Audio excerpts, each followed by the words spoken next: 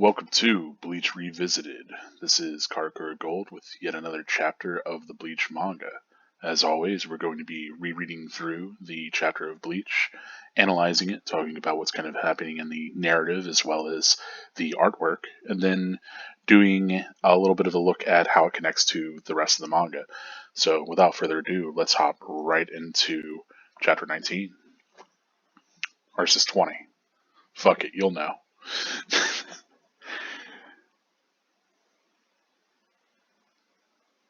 Hey, cut that out. You don't have to use that frickin' thing to call us. Oh, there you are, Ichigo. Duh. Hey, Yuzu and Karen aren't here yet? Chapter 20, June 17th, OP4. A Face from the Past. No? Why else would I be blowing my chicken whistle? I would have just left without you. Thanks, Dad. Go look for them. Come on, Dad, that's weak. Look for them yourself. Weak? You're weak. Don't you love your sweet little sisters? Give me a break. They're probably just off peeing somewhere. They'll turn up. All right, let's split up and look for them. You go that way. I'll look here. Why don't you lie down and look? Ah, my chin. You split my chin. Hey, now I'll look just like Tron Travolta. Sweet. This sensation. Huh? You go look for them now? That's my boy. Hey, don't just storm off. Are you going to look for them or not? Well, what the? What got into him? Bleach, Chapter 20, June 17th, OP4, A Face from the Past.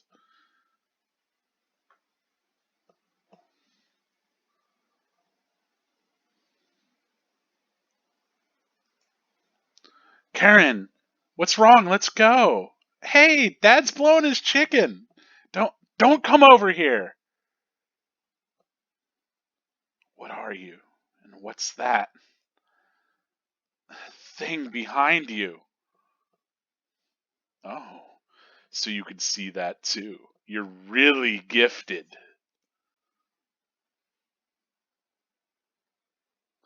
Hey, what? What is it, Rukia? What's wrong? A hollow, but there hasn't been an order. No. What? It came late. Who is it? Who's being attacked? Shoot, I hope it's not Yuzu or Karen.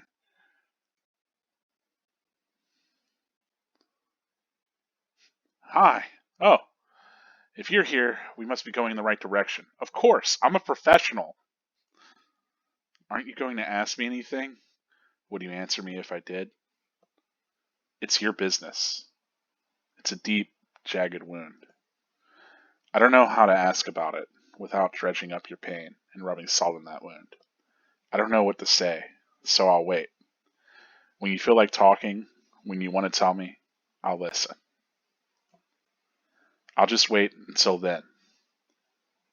Thanks. Ah! I can't take it anymore! It's not fair! Ugh! I'm dying in there while you two are out here making sweet memories.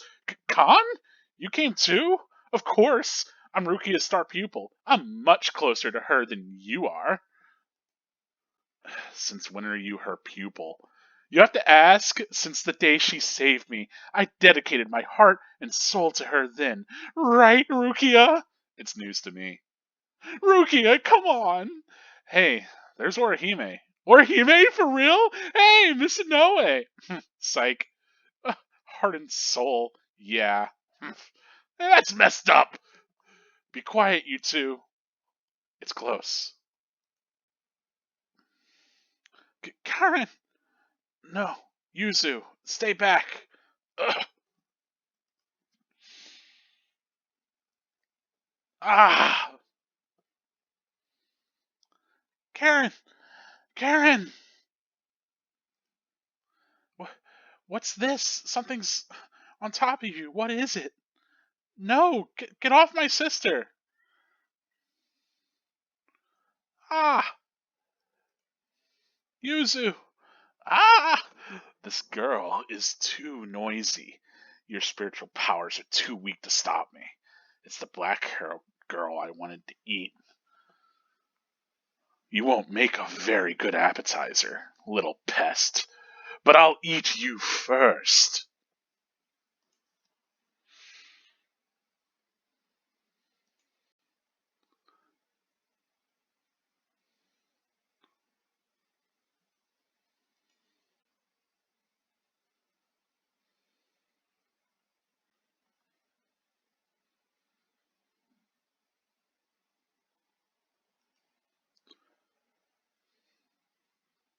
Soul Reaper.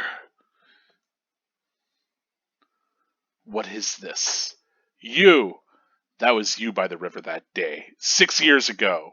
What are you doing here? Why are you with a hollow? 6 years? That's a long time. I don't remember, but you've seen me before? Yes! Who are you? Are you a slave of that hollow? Is it controlling you? Start talking now! Neither, Sonny. What the? You're gonna carry Ichigo's body? He's too heavy! And that's it for chapter 20 of Bleach. There was a lot going on in that chapter. Holy moly. Pretty jam packed. There were several points where I was like, wait, am I reading two chapters back to back here? Is this actual, like, bonus pages or what? But I think that's actually just like a regular 18 or 20. It's just a lot going on. Effective pacing. Yeah, going back through it, it's just a lot going on. So yeah, let's a lot of things to talk about here with chapter 20. So I'm going to get right into the analysis of this, kind of talking about what's going on, both kind of narratively as well as artistically. So I like that we start with kind of where we ended especially in the Omake bit, where he's got this fucking bird whistle, this chicken thing, Ishin being absolutely ridiculous. But it's a bit of levity to kind of bring us into this chapter, because things have been getting pretty serious and will continue to be so. But yeah, here we catch up with Ichigo and Ishin, and we get again kind of if it's been a week for you, if you are a weekly reader, right, you're getting reminded of the situation. So it's a little bit of that. And I like that within the first page we already establish again like the kind of stakes of what's going on here, that they're all trying to come back together, and Yuzu and Karen aren't there yet, so clearly they're in danger, right? Why else would I be blowing my chicken whistle is probably one of the best lines in Bleach. Fuck it. I could go down in history saying that shit. But I like that, we get a little bit of Ichigo being kind of snarky and having this back and forth with his dad. Yet another damn pop culture, like especially Western reference with John Travolta. I mean, we moved from Bruce Willis. Now we're onto the Travolta references, I guess. But yeah, just kind of engaging again in like a little bit of comedic levity, a little bit of that to sort of wash our palate before things get much more serious. And maybe that's why it feels like this chapter has a lot going on, especially because we do move from a lot of these different kind of places, both physically but also kind of emotionally. Yeah, I like that he's like, pointing to like, you go that way, I'll go this way. We have this bit of like in a kind of implied movement different places, and Ichigo sort of engaged in this sort of silly conflict, and then immediately we transition to the more serious, right, as he realizes that the hollow is nearby. And yeah, immediately takes off, and of course, Ishin's excited about that, but then doesn't know if he's just running away, and is curious what's going on. So he's kind of left in the dark here. It would have been interesting if he were to get attacked in this chapter, but alas and alack. But yeah, as always, whenever we get these kind of more important character beats, we usually get the focus just on the character here, and we get that with Ishin. Kind of with this moment, I think we're supposed to kind of linger of, what's going on with Ichigo, because at this point we still don't know kind of mentally where he's entirely at. and the sort of frustrations that he's going through, and how that's kind of coming to a head here. Um, hey, look, it's it's New Year's, or I guess shortly after there, or whatever I'm recording this, but have a Christmas sort of themed chapter, full spread. Interesting. Um, yeah, I don't know. It's cute. I don't know why Ishin has a star crotch, but there he is, being like a reindeer or something. Anyway, um, Dad's blowing his chicken yet again. Oof. But we return to that kind of showdown with the hollow that was revealed in the previous chapter, right? Um, and still we have this. It's not completely. It's coming more into focus, and we're more realizing that yes, this is in fact a hollow that is present. But it seems like this other spirit is kind of aligned with it, right? And I love, like I said previously, that especially the way that like the eyes and the mouth are drawn. I think intentionally supposed to be pretty unsettling. Um, and then yeah, immediately, as we get that kind of threat from this spiritual entity, we hop back to Rukia, who is then also having the same sort of reaction Ichigo had, right, where she's feeling that presence of the hollow. And maybe we even get that there's something significant about it because she hasn't gotten like the usual order on her phone, like it comes afterwards. Usually they get the order first where the hollow is going to be, and then they can preempt it. But kind of speaks towards maybe this hollow having some sort of way of masking its presence, if it's truly tied to this other entity, right? So I think that serves to kind of again build up this encounter as being special or differentiated from what we've gotten before with the other hollows, especially with the last couple where Ichigo kind of dispatched them with relative ease. This is clearly being built up as something a little bit more significant, and rightfully so, right? It's threatening his family. It's a little bit more of a personal sort of deal, especially if it's tied to whatever killed his mother, right? Um, Again, really great right to left action as she pulls this phone out. I guess she keeps it in her bra, if you were wondering where Rukia keeps her phone, at least in her shirt. um, but yeah, this extreme close up as we get verified that yes, in fact, it is a hollow. Um, as always, I think Khan kind of provides pretty good comic relief, just kind of being pulled around, being kind of thrust into this scene. I really like that. We have the steps kind of coming down. Ruki is running down the steps, and Ichigo is going upwards as they come together. So, we're eventually going to see most of these characters that were all separated, right? Which is why there was a good bit of tension building earlier, all come back together. And so it's cool that that's also arranged visually too. And we get that kind of moment of Ichigo having a bit of reaction as, of course, he sees Rukia, she sees him as we turn the page. And then I love this. This is like a great bit where, like, I love that this is set in the middle, right, where they're coming together in the middle of the page in this kind of paneling. We get the thwip of both of their feet, and then and like an enlarge of that panel, we get them rushing down page. Kind of really, really sells like that instant, like them being on the same page, kind of working as a team, rushing towards this thread together. It's a little comedic, but I think it also works just as like a cool like action moment, and a lot of that is because of how this is set up, just on page to kind of build the momentum there. It again reads real clearly, which is something that I'm always appreciative with the action in Bleach. Uh, I love the I'm a professional. A little bit of Rukia being serious, but a little bit of her joking side too, as she's lightening up, and then we finally have kind of a bit of a discussion on what had come up before, right? Because clearly we saw that Rukia was a little bit anguished over the fact that she felt like she, put Ichigo in the kind of terrible position. Um, and here I think, as usual, like I said, we're supposed to get those kind of focus just on the characters, but I think we get these lines too to indicate like them in motion more so. I don't know that it was completely necessary to do that.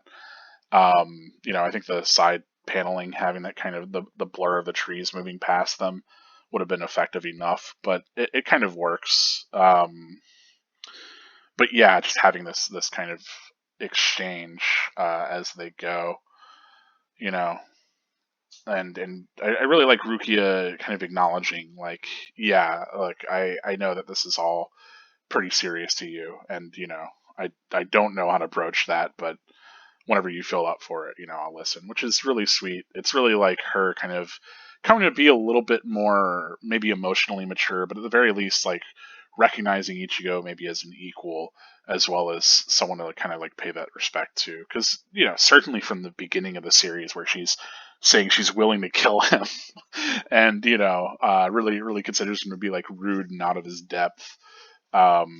She's kind of come around to seeing him as more of like an emotional, at least equal, if anything. So that's neat. I'm about that.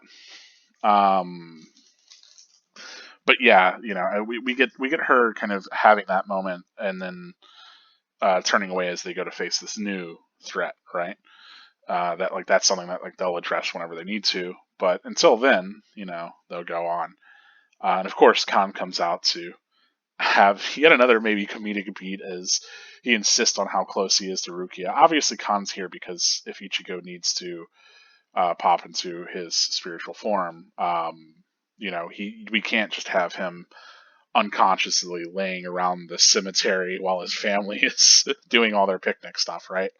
So Khan being there makes a lot more sense pragmatically than it does with him actually having any sort of connection.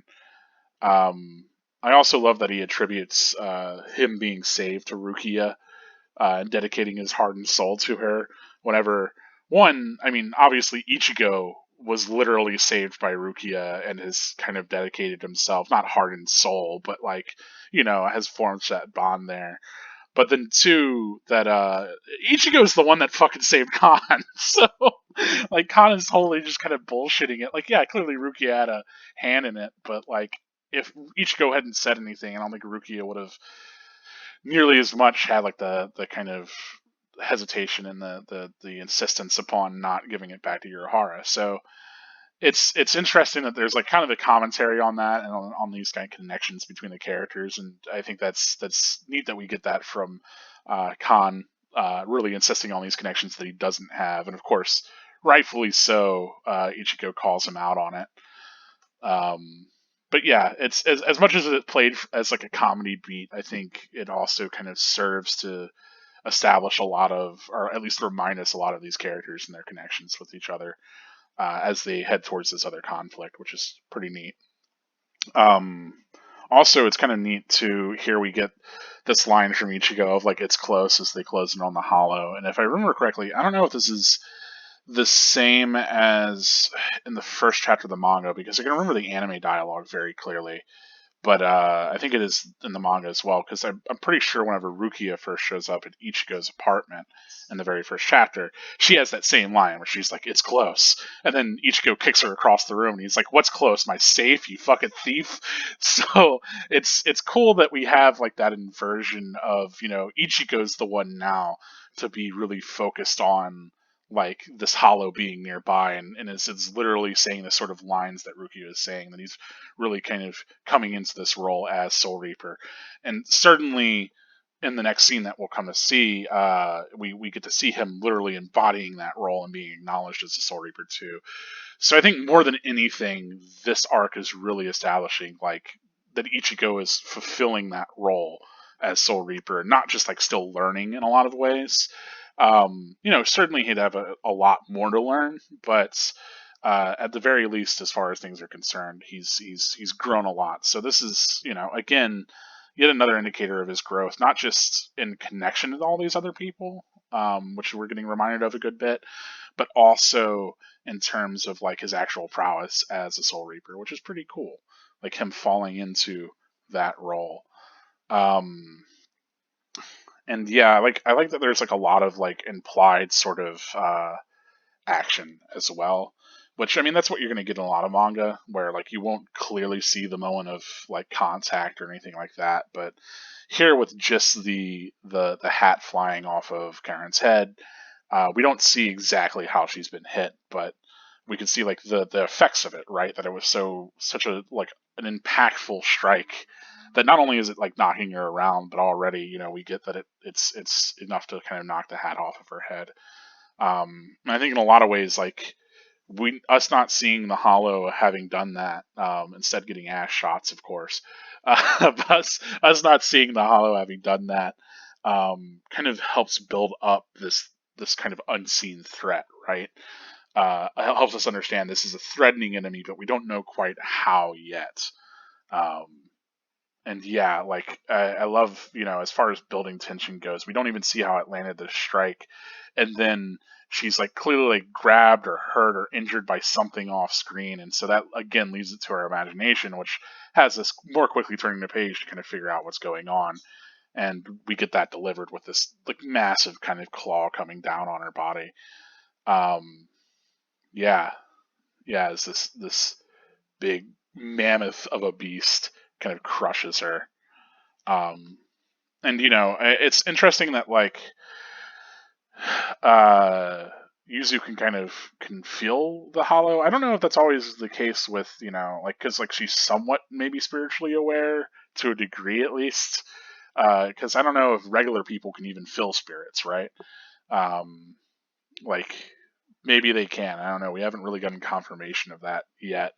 But certainly her being able to like not see it and not really sense it speaks to her not being nearly as spiritually aware as the rest of her siblings. Um, but feeling it at least, like she realizes that something's going on. Um, and I mean, like we got the spirit from earlier saying like you can see me, you can hear me, right? So there's clearly like different levels of perception, which is kind of neat. Like, and reminds us again of this threat that's unseen, this threat that maybe can't be heard, this threat that's like beyond our realm. We're getting a little bit more of that and like kind of building it as that sort of entity. I like also, just as an artistic moment, kind of zooming in on the eye here, especially from this panel to that panel, works really effectively as she kind of futilely kicks at it, I guess, or throws her shoe. I'm not quite sure. Uh, yeah, and then, of course, no, it must not be throwing a shoe. I don't know. We only see one here. Maybe she's kicking at it. I don't know what's exactly this, like something, maybe a rock or something getting thrown at it, something like that. But it has like a tentacle or something that wraps around her, and of course, um, situations. Oh, it must be the tentacle that comes out of its face. Never mind. She's not even attacking it. That reads better. Now I've actually like processed through here. So this thing cracks out of its face, and that's why it's all bloody. Um, Yeah, my power's flickering. Oof, storms. Anyway, shouldn't affect the recording, hopefully. Maybe the screen will get darker for this recording. We'll see. Still try to get this up in time. But yeah, here we get like this sort of more of this connection between that little spirit and this Hollow that hasn't spoken yet, right? That their spiritual powers are too weak to stop them. So it's like, is this some sort of thing? Like, does this person have this under its control? It's like, it's a different amalgamation than we've ever gotten so far, which I think establishes like a new kind of threat, which is really kind of interesting and threatening away and pretty graphic as you can tell. Um, and yeah, of course, this whole insistence on eating there first kind of ties it back towards this sort of that hollow consumption of others.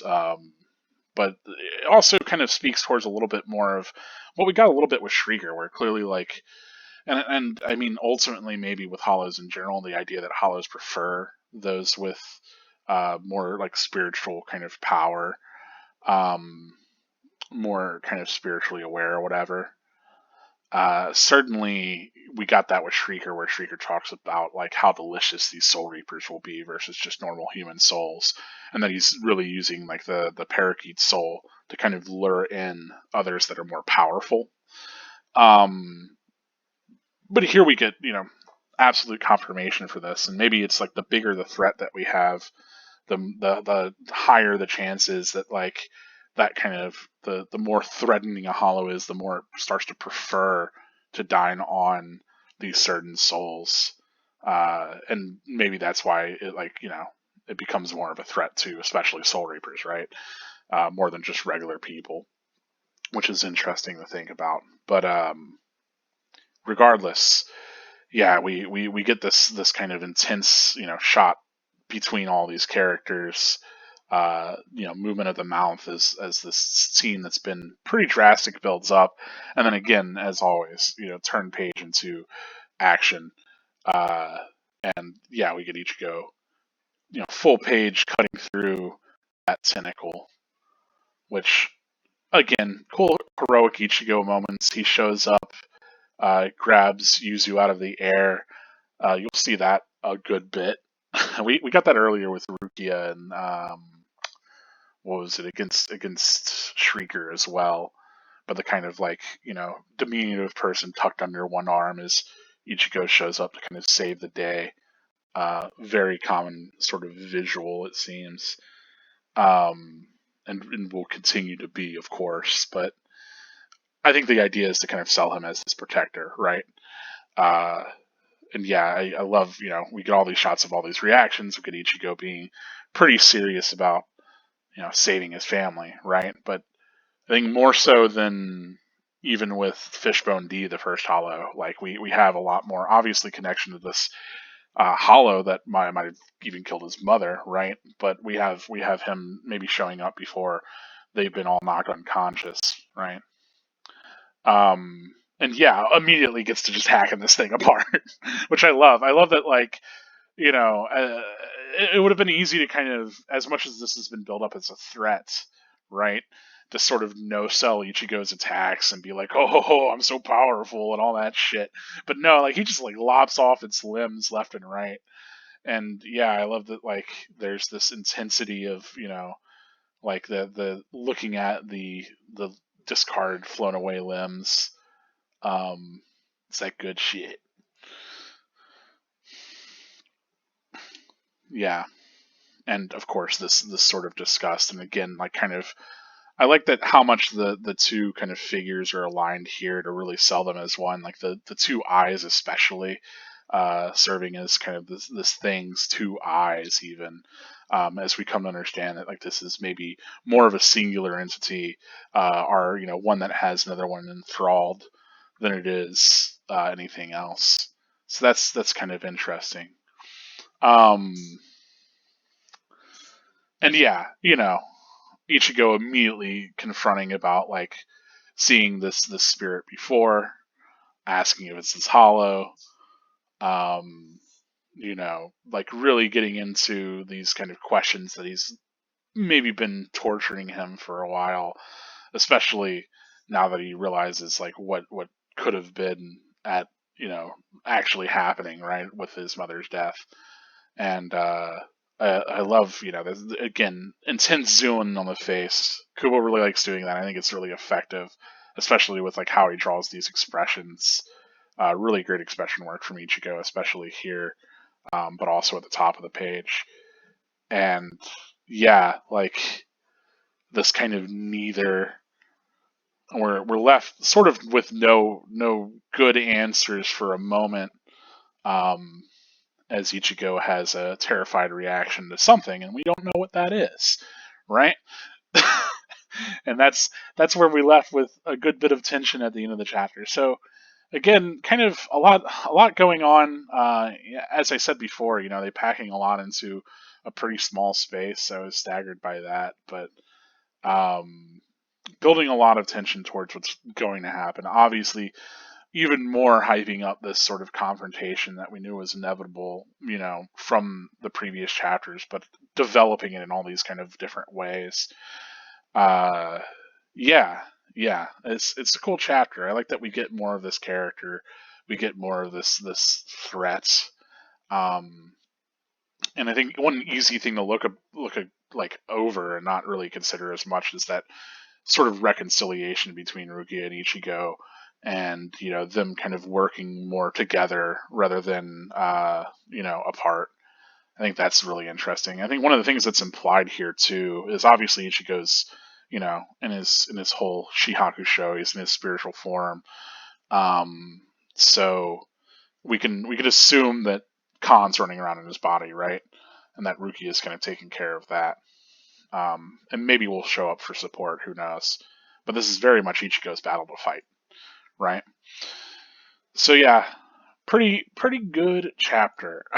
I'm a big fan of it. I don't know that there are any, it's very frenetic. I think is maybe the one thing that throws me for a loop. Like I said, it was a bit difficult to or not difficult, but it felt like there was a lot going on, which typically there isn't as much in as condensed a space. Usually these moments are given a little bit more time to breathe. Um, but I think it works, especially for kind of how tense the situation is and all this other stuff going on. And again, talking about kind of making those sorts of emotional beats, having that bit of levity again after the two of them meet up, and punctuating that conversation that he has with Rukia, by having Khan show up, right? I think that's kind of helps to really bring us to not just build tension, but also not just make it an entirely tense chapter. We get a few moments like that, but again, it does condense it a good bit. I think the other thing that I had difficulty with, obviously, is like reading exactly what's going on with this whole tentacle. It's clear by the time that we get to the next panel, on like the next page, but at first I was like, is she like doing something? Like, is there some retaliation? But I think that's mostly just because like maybe this could have read a little bit quicker, like this thing coming out of the hole in its mouth, or like face, or it's grotesque. I love it, but yeah, it's easy to get swept up in, without realizing what's going on until the next page. But usually, as like the whole like thing of the tentacle coming out and hitting her like reads pretty clearly, otherwise. So I don't know. I wouldn't say that the action's difficult to read there. Just for that one panel, I was like, wait, what's going on? I was a little lost. Which usually that's one of the things that I tend to criticize with a lot of shonen manga is how readable the action scenes are, like the legibility of that, because you can't show everything in motion. Obviously, that's why some people prefer to watch anime for, especially like battle series, because then you can see those battles animated, right? But effective manga is going to just show you like the kind of wind up into hits of things and kind of let your mind naturally make those connections. And so it's really important then to have very clear cut, like before, even maybe during and after shots, so that you can really yourself build like a clear mental picture of all that. And I think the better artists are going to be able to pull that off more frequently than ones that aren't, where you just kind of read through it and you're like, what is even happening? That choreography or that depiction is important. But yeah, overall, and I enjoy the chapter. Hopefully you do too. I mean, we're getting into the middle of this arc, kind of finally getting Ichigo showing up, to do battle, and it's kind of exciting already. But we're getting some more complications to that to make it more than just a straight up and down, physical fight, which I think is neat. Um, and I mean, as you saw with the previous fight with Shrieker, there's more to kind of complicate that as well. Not so much with the one that Khan was fighting, which I don't remember that one's name. I still haven't even looked it up or known if it does have one. But the weird like bug one. I say bug. What is it, like a caterpillar? Uh, yeah, that a lot of Ichigo really likes the I'm going to cut off your limb maneuver.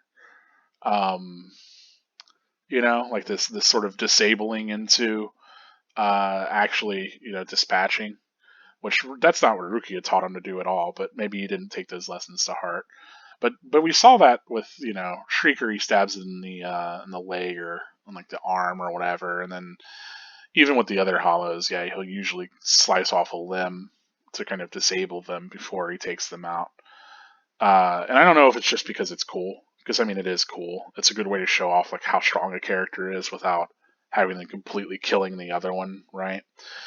Um, but in a lot of ways, I think maybe it also speaks a little bit more towards like Ichigo not being fully committed to just outright killing his opponents. That he's not like this absolute like one shot one kill kind of character.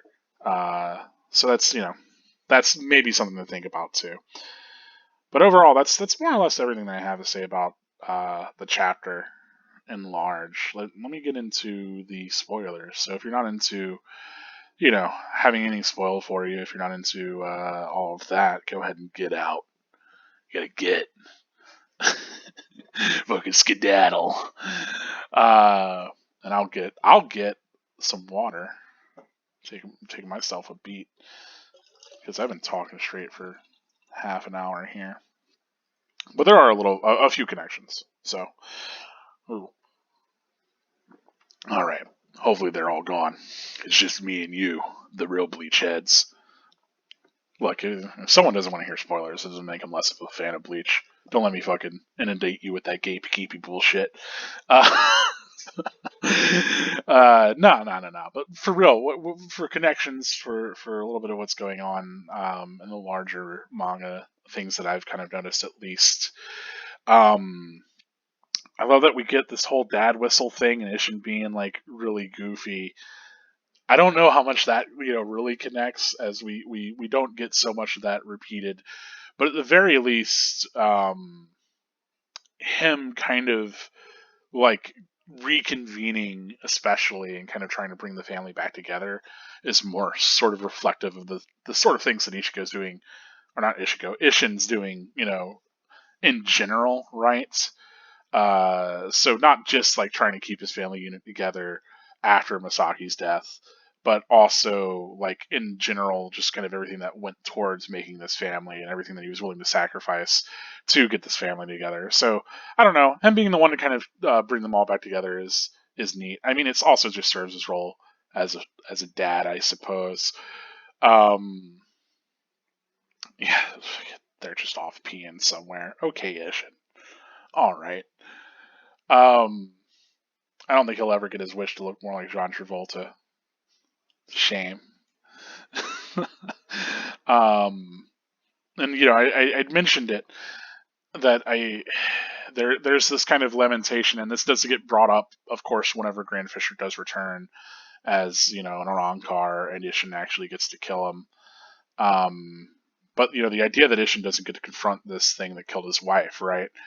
And how much he is maybe aware of that or not, but um, I think this certainly speaks to maybe a bit of that awareness, in that he's Ishin proposes, like, because certainly he's got to figure, like, if you figure that Ishin knows about any of this stuff, right, then he's almost certainly like figures that Ichigo with his Soul Reaver powers is going to be able to go and approach this threat. And so him insisting Ichigo goes that way, which he points upwards, as we know Ichigo goes up the stairs towards where Ruki is at, versus like Ishin insisting like I'll look here, which clearly Ishin doesn't run back into them. Maybe speaks towards Ishin having a little bit of that awareness and pointing Ichigo towards kind of like, hey, we should split up and you should really go save your sisters, without him being like, explicitly saying that. I don't know. Like I said, I'll have to get to these other chapters, hundreds ahead eventually. Maybe I'll just go read them out of order on my own time. But I don't remember if it was ever made clear like how aware of everything Ishin really is at this point. I know for a fact, he's aware of Khan being in Ichigo's body, because I think they have a conversation after this. But I think it's the only like really explicitly made kind of connection.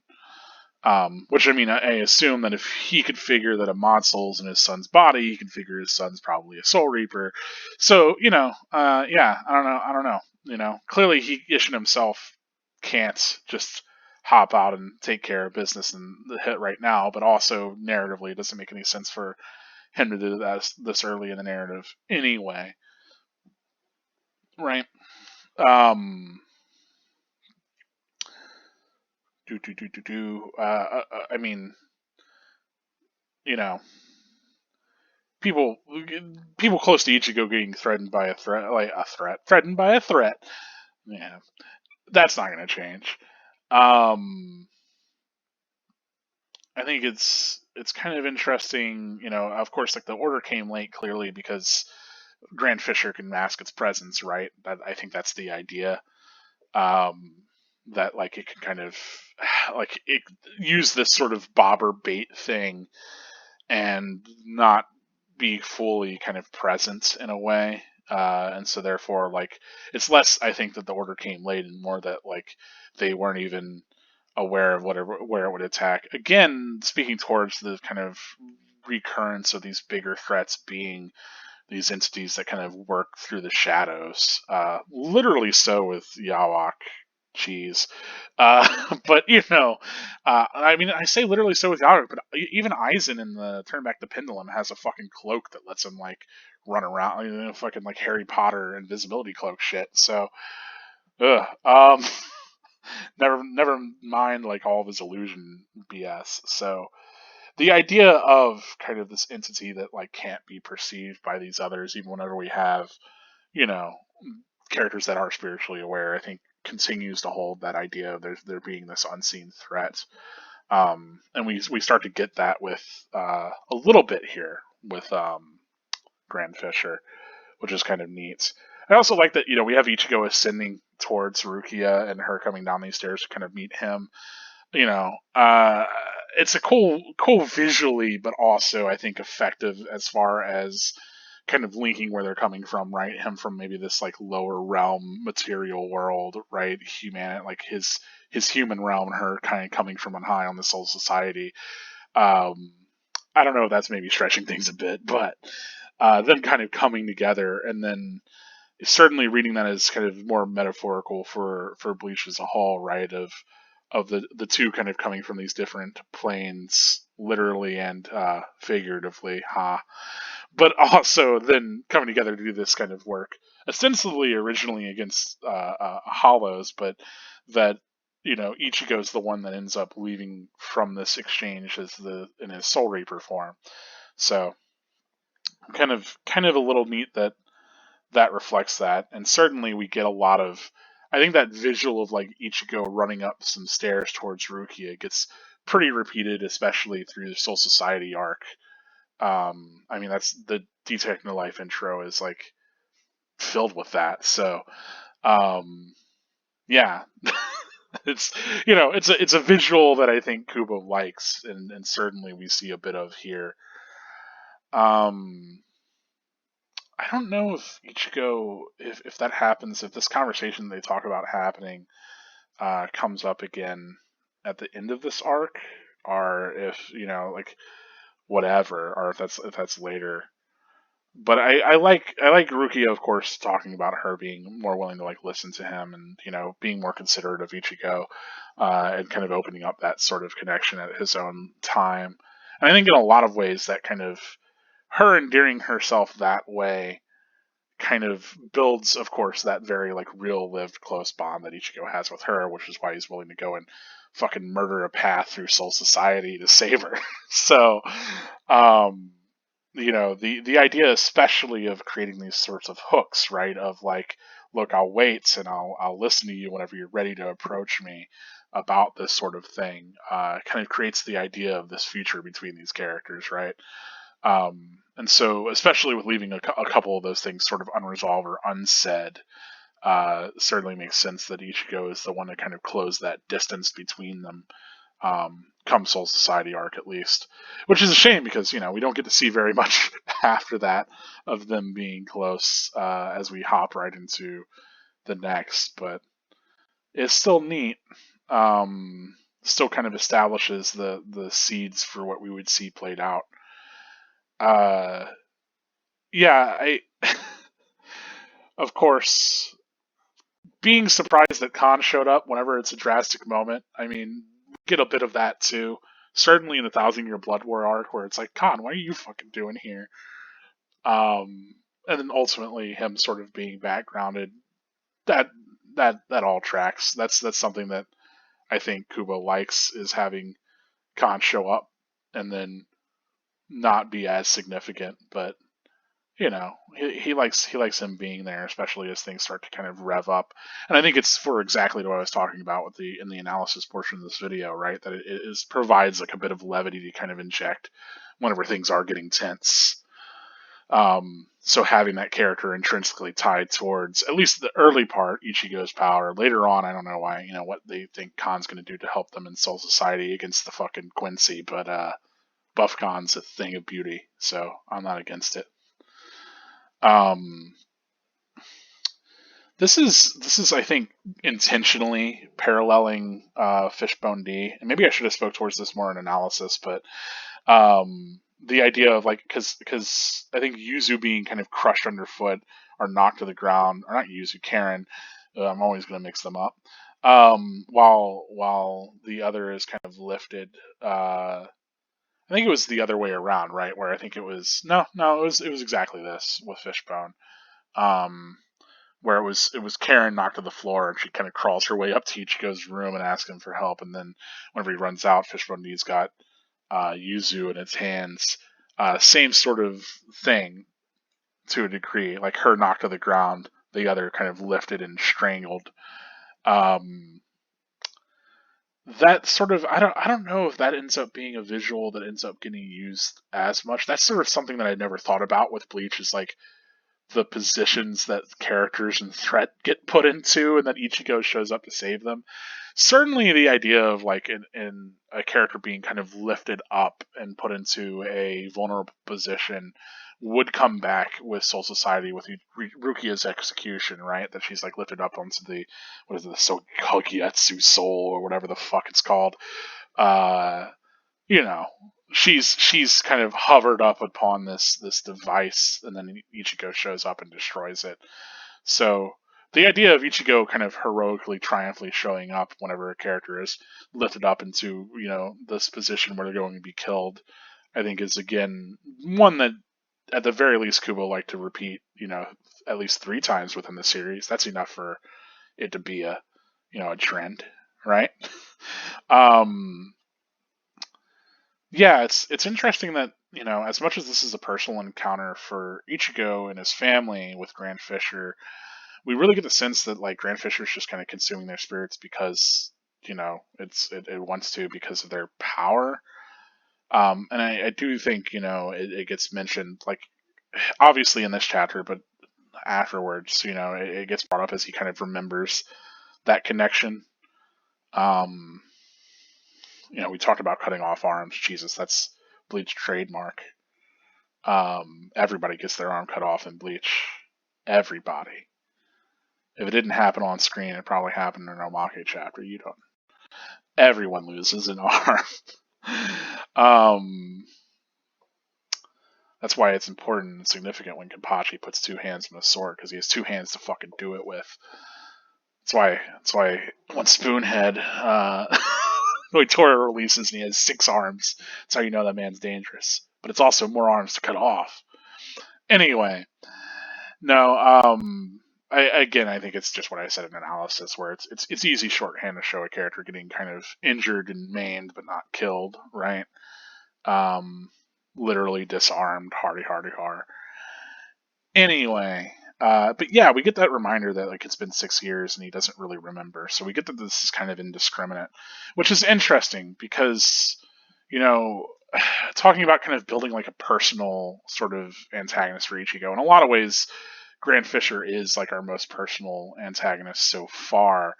But I think Kubo like kind of figured out and maybe try to build the other antagonists, and whether or not this works for you, the other ones are built a little bit more intentionally kind of into this idea of affecting him, but in some ways not. I don't know, thinking about it, because like obviously Tsukishima is very clearly like going after Ichigo's family and loved ones, right? It's very targeted towards Ichigo.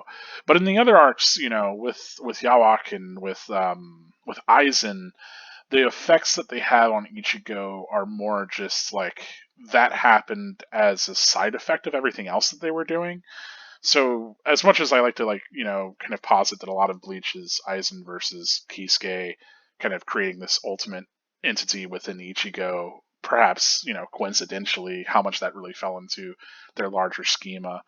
I think for Aizen, because with he was practicing a lot with the barrier between souls and creating like this kind of advanced entity and what it would take for holification, and created white, right, and loosed it upon the world. But then also I think moreover I feel like more than Kisuke, Aizen's kind of plans didn't, like, Ichigo was always like a minor factor. I don't know that until the end really Ichigo was really considered as like a major part of those plans. So I think maybe to a degree this idea of like having a threat that sort of like you can have this, it like very personally affects you, but for the thing that's doing the threatening it's sort of indifferent or doesn't even realize like you're just like another one of its victims, right? And it's certainly the case. Like, there's that weird connection too with Yawak, where it's like, okay, yeah, I indiscriminately took power from the Quincy. It wasn't like I was trying to kill your mom, but also you're specifically my son and have my power. It's like kind of deal, right? You are this inheritor of my abilities. Um, yeah, there's like that kind of parallel of kind of I don't know, like of skirting the line between how personal these villains are actually connected to Ichigo and the conflicts that he's having with them and the trauma that he has versus how much they are just this sort of entity that's going about its own plans, and because its plans are callous and sort of negligent towards human life, therefore there are victims that, like, sure, the victim probably has a personal connection, but you know for them it was Tuesday kind of shit, right? So yeah, it's interesting, and certainly we get that a little bit here with Grand Fisher, where he's like, oh, it's 6 years ago. I don't remember. That's a long time. And then as we come to find out, like he's like then produces the image of Misaki. So I think having an entity that, like, I don't know how much of this is like maybe a bit of obviously fantasy, but the idea that like there's this like kind of larger looming threat, and certainly here it's like an individual, but with others, it kind of represents maybe a bigger societal threat even. But like the idea of like for instance, like if you're working at like a job and you lose your job and you're like, man, fuck you, CEO. Um, right? That kind of idea. There's people always bring that sort of thing up, right? The person at the top's making all this money while all the workers are making nothing, sort of deal, right? The idea that there's like this singular sort of oppressor figure, and that they're like the sort of oppression that they do is indiscriminate, but also the kind of fantasy that maybe it is personal and that they're like actually specifically singling you out to give you a hard time. I don't know. It sort of does a little bit of both of those things, and maybe unrealistically in a way, to an extent, but I think it's just trying to show the different ways in which sort of these structures can affect us, and these individuals that are kind of trying to influence these structures can affect us both personally and otherwise. And whenever I say personally, I mean in an intentional sort of personal way and otherwise. I think to a bigger degree, seeing that especially with Yawak and with Aizen, and even here with Grand Fisher, I think it all speaks towards this recurring theme of kind of this entity that doesn't really care, and whenever it does realize it can leverage this kind of personal connection to unmake you or to fuck with you or whatever, it will. So I don't know. It's interesting to kind of track, and the way that it kind of gets played out differently between these larger antagonists. Um, yeah, but that's I mean that's maybe the biggest connection there, is kind of talking about Grand Fisher as this kind of more personal antagonist, and how it connects, and how his ethos sort of connects a lot towards these other larger antagonists that we would have, right? Um, yeah, call him Sonny. That's certainly something I don't remember him being so diminutive with Ichigo, but it's been a while since I've read these chapters. So anyway, that's it for Bleach Revisited. That's it for chapter 20 of the Bleach manga. Thanks so much for joining me on this journey, for listening to this whole episode if you did, or in the individual part. As always, spirits are forever with you. Stay gold.